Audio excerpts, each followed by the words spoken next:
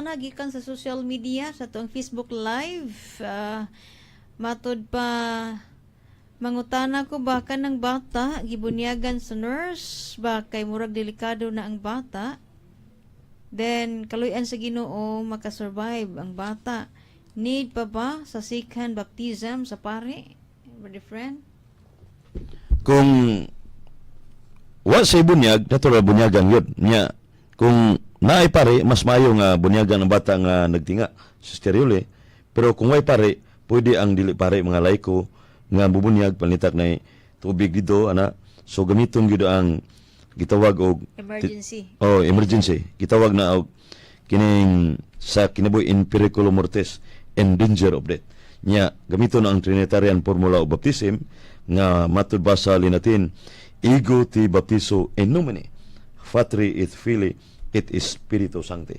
Bunyagi sila sa ngalan samahan sa anak ug sa Espiritu Santo. Mateo 28:19. Munang formulang gamiton niya gidefine na sa simbahan sa dugma nga mo nay gamiton nga bunyag nga sugos Ginoo dili kitong wa sugo ang ngalan ni Jesus mo nay ko ang gyud gigamit sa simbahang Katoliko Romano. So ang Trinitarian Formula the Father, baptism. the Son, and the The Holy Holy Spirit. So kitang mga laiko, brother friend, natay authority sa mga emergency baptism, no? Labi na katong manghimalatyon, bagong anak.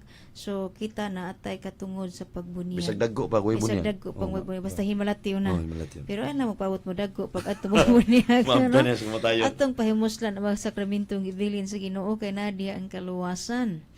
Anyway, nahitabo sa na reference sa akong mga amiga, yung anak na emergency baptized with the strongwa. Ade. O nya karon kay naka-survive, no, diha sa hospital. Pag grade 1 na, sa una 7 years old man to mag grade 1 ka man tong nursery kinder nana. So ningadto na siya strongwa kay wa siya baptismal certificate. Kay dito niya babanyagan. Kamay nakana dito. Dili o sa mga kaila lang po, no? Sa mga nga makabuhata, no? Di lang sa ospital, dili sa atong balay or sa atong mga kasilinganan nga nahimalatyon.